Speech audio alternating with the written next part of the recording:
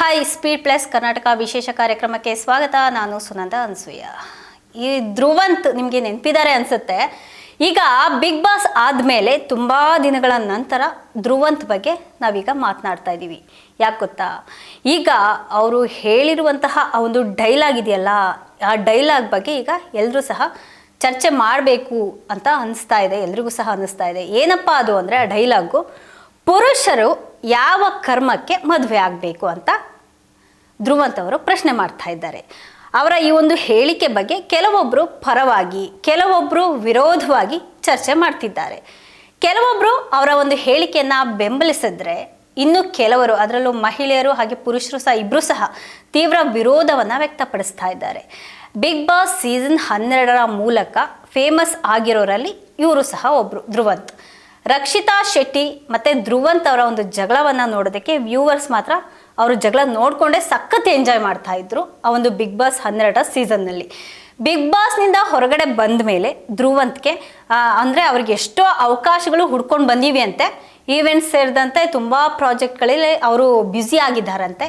ಅದು ಗೊತ್ತಾಗ್ತಾ ಇದೆ. ಇಲ್ಲಿ ಡಿವೋರ್ಸ್ ಪಡೆದಿರುವಂತಹ ಧ್ರುವಂತ್ ಅವರು ಸದ್ಯಕ್ಕೀಗ ಸಿಂಗಲ್ ಆಗಿದ್ದಾರೆ. ಅದೆಲ್ಲರಿಗೂ ಗೊತ್ತಿರುವಂತಹ ವಿಷಯನೇ. ಅವರಿಗೆ ಸಾಕಷ್ಟು ಪ್ರಪೋಸಲ್ಸ್ ಕೂಡ ಬರ್ತಾ ಇದೆ ಅಂತ ಹೇಳ್ಬಿಟ್ಟು ಅವರೇ ಹೇಳ್ಕೊಂಡಿದ್ದಾರೆ. ಅನೇಕ ಹುಡುಗಿಯರು ಧ್ರುವಂತ್ಗೆ ಪ್ರಪೋಸ್ ಮಾಡ್ತಿದ್ದಾರಂತೆ. ಹುಡುಗಿಯರು ತಮ್ಮ ಇಷ್ಟ ಕಷ್ಟಗಳನ್ನು ಅವ್ರ ಹತ್ರ ಶೇರ್ ಮಾಡ್ಕೊಂಡಿದ್ದಾರೆ. ಅದು ನನಗೆ ಗೌರವದ ವಿಷಯ ಅಂತ ಧ್ರುವಂತ್ ಅವರೇ ಹೇಳ್ಕೊಂಡಿದ್ದಾರೆ. ಅಂದರೆ ಯಾರಾದರೂ ಹುಡುಗಿಯರು ಅವ್ರ ಹತ್ರ ಇಷ್ಟ ಕಷ್ಟಗಳನ್ನು ಶೇರ್ ಮಾಡಿಕೊಂಡ್ರೆ ಅದೊಂಥರ ಅವ್ರಿಗೊಂದು ರೆಸ್ಪೆಕ್ಟ್ ಕೊಡ್ತಾರಂತೆ ಹುಡುಗಿಯರಿಗೆ. ಎಲ್ಲರನ್ನ ಸಹ ನಾನು ತಾಯಿ ದೃಷ್ಟಿಯಲ್ಲಿ ನೋಡ್ತೇನೆ, ಹೆಣ್ಮಕ್ಳನ್ನೆಲ್ಲನೂ ಸಹ ನಾನು ತಾಯಿ ದೃಷ್ಟಿಯಲ್ಲಿ ನೋಡ್ತೇನೆ. ಪ್ರತಿಯೊಬ್ಬ ಮಹಿಳೆಗೆ ಗೌರವ ಕೊಡ್ತೇನೆ, ಅವರ ಅಭಿಪ್ರಾಯಕ್ಕೆ ನಾನು ಮನ್ನಣೆಯನ್ನು ಕೊಡ್ತೇನೆ ಅಂತ ಹೇಳಿದ್ದಾರೆ. ಆದರೆ ಅದೇ ಧ್ರುವಂತ್ ಇದೀಗ ಮದುವೆ ಬಗ್ಗೆ ಒಂದು ಶಾಕಿಂಗ್ ಸ್ಟೇಟ್ಮೆಂಟನ್ನು ಕೊಟ್ಟಿದ್ದಾರೆ. ಒಂದಷ್ಟು ಮಹಿಳೆಯರ ವಿರೋಧವನ್ನು, ಆ ಸ್ಟೇಟ್ಮೆಂಟ್ ಕೊಟ್ಟು ವಿರೋಧವನ್ನು ಕಟ್ಕೊಂಡಿದ್ದಾರೆ.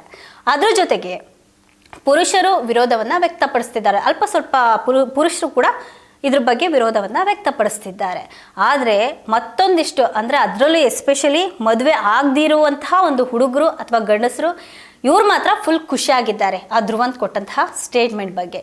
ಅಷ್ಟಕ್ಕೂ ಧ್ರುವಂತ್ ಹೇಳಿದ್ದಾದರೂ ಏನು, ಯಾವ ಕರ್ಮಕ್ಕೆ ಪುರುಷರು ಮದುವೆ ಆಗಬೇಕು ಅಂತ. ಅಂದರೆ ಅದಕ್ಕೆ ಕಾರಣ ಏನಕ್ಕೆ, ಆ ಒಂದು ಸ್ಟೇಟ್ಮೆಂಟ್ ಕೊಡೋದಕ್ಕೆ ಕಾರಣ ಏನಪ್ಪ ಅಂದರೆ, ಮದುವೆ ಆದ ತಕ್ಷಣ ಹೆಣ್ಮಕ್ಳು ಗಂಡನನ್ನು ಗುಡ್ಡದಿಂದ ತಳ್ತಾರೆ, ಡ್ರಮ್ನಲ್ಲಿ ಹಾಕ್ತಾರೆ, ಕಟ್ ಮಾಡಿ ಸೂಟ್ ಕೇಸ್ನಲ್ಲಿ ಹಾಕ್ತಾರೆ, ಬಾತ್ರೂಮ್ನಲ್ಲಿ ಹೂತು ಹಾಕ್ತಾರೆ, ವಿಷ ಹಾಕ್ತಾರೆ, ಬೇಡವಾಗಿರುವಂತಹ ಜಾಗವನ್ನು ಕಟ್ ಮಾಡಿ ಬಿಸಾಕ್ತಾರೆ. ಈ ರೀತಿಯಾಗಿ ಇತ್ತೀಚಿನ ದಿನಗಳಲ್ಲಿ ಮಹಿಳೆಯರಿಂದ ನಡೆದಿರುವಂತಹ ಒಂದು ಬರ್ಬರ ಹತ್ಯೆಗಳ ಬಗ್ಗೆ ಒಂದು ಇಂಟರ್ವ್ಯೂನಲ್ಲಿ ಕೂತ್ಕೊಂಡು ಧ್ರುವಂತ್ ಅವರು ಮಾತನಾಡಿದ್ದಾರೆ. ಅದರಿಂದ ಒಂದು ಈ ಲೈನನ್ನು ಹೇಳಿದ್ದಾರೆ, ಯಾವ ಕರ್ಮಕ್ಕೆ ನಾವು ಮದುವೆ ಆಗಬೇಕು ಅನ್ನೋದು ಅವರ ಮಾತಾಗಿದೆ. ಧ್ರುವಂತ್ ಹೇಳಿರೋದು ನಿಜನೇ ಅಂತ ಅನಿಸಿದ್ರು, ನಿಜ ಇದೆ ಅಂತ ಹೇಳ್ಬಿಟ್ಟು ಕೆಲವೊಬ್ರು ಒಪ್ಕೊಂಡಿದ್ದಾರೆ. ಅದರಲ್ಲಿಯೂ ಸಹ ಮದುವೆ ಆಗದೇ ಇರುವಂತಹ ಗಂಡ್ಮಕ್ಳು ನಿಜ ನಾನು ಅದಕ್ಕೆ ಮದುವೆ ಆಗಿಲ್ಲ ಅಂತ ಹೇಳ್ಬಿಟ್ಟು ಅವ್ರಿಗೆ ಸಪೋರ್ಟ್ ಮಾಡ್ಕೊಂಡು ಅವರಿಗೆ ಕಾಮೆಂಟ್ ಕೂಡ ಮಾಡ್ತಾ ಇದ್ದಾರೆ. ಆದರೆ ಇದು ಹಲವು ಮಹಿಳೆಯರ ವಿರೋಧಕ್ಕೆ ಕೂಡ ಕಾರಣ ಆಗಿದೆ. ತಲಾಂತರಗಳಿಂದ ಮಹಿಳೆಯರ ಮೇಲೆ ಪುರುಷರು ನಡೆಸ್ತಾ ಇರುವಂತಹ ದೌರ್ಜನ್ಯ ನಿಮ್ಮ ಕಣ್ಣಿಗೆ ಕಾಣಿಸ್ತಾ ಇಲ್ವಾ? ಹೆಣ್ಮಕ್ಳು ಕೊಲೆ ಮಾಡಿದಾಗ ಒಂದು ದೊಡ್ಡ ಮಟ್ಟದ ಸುದ್ದಿ ಆಗುತ್ತೆ. ಅವ್ರು ಮಾಡ್ತಿರೋದು ನೀಚ ಕೆಲಸನೇ, ಅದು ನಿಜ. ಹೆಣ್ಮಕ್ಳು ಎಲ್ಲರೂ ಒಳ್ಳೆಯವರು ಅಂತ ಹೇಳಲ್ಲ. ಕೆಲವೊಂದು ಹೆಣ್ಮಕ್ಳು ಆ ಥರ ಇರ್ತಾರೆ, ಅವ್ರು ಮಾಡ್ತಿರೋ ಕೆಲಸ ಏನು ಒಳ್ಳೇದು ಅಂತ ಯಾರೂ ಹೇಳಲ್ಲ, ಅದು ನೀಚ ಕೆಲಸನೇ ನಿಜ. ಆದರೆ ಪ್ರತಿನಿತ್ಯ ಒಂದು ಗಂಡಸರ ಶೋಷಣೆಯಿಂದ ಅದೆಷ್ಟು ಮಂದಿ ಅಮಾಯಕ ಹೆಣ್ಮಕ್ಳು ಒಂದು ಸಾವಿನ ಬಾಯಿಗೆ ಹೋಗ್ತಾ ಇದ್ದಾರಲ್ವಾ? ನಿತ್ಯವೂ ಕಣ್ಣೀರಿನಿಂದಲೇ ಕೈ ತೊಳಿತಾ ಇರೋದು ನಿಮಗೆ ಗೊತ್ತಾಗ್ತಾ ಇಲ್ವಾ ಅಂತ ಹೇಳ್ಬಿಟ್ಟು ಕೆಲವೊಂದು ಮಹಿಳೆಯರು, ಅದರಲ್ಲೂ ಎಸ್ಪೆಷಲಿ ಜಾಸ್ತಿ ಮಹಿಳೆಯರೇ ಇದಕ್ಕೆ ವಿರೋಧವನ್ನು ವ್ಯಕ್ತಪಡಿಸ್ತಿದ್ದಾರೆ. ಜೊತೆಗೆ ಧ್ರುವಂತ್ ವಿರುದ್ಧ ಒಂದು ತಮ್ಮ ಅಸಮಾಧಾನ ಏನಿದೆ ಅದನ್ನು ಹೊರಹಾಕ್ತಾ ಇದ್ದಾರೆ.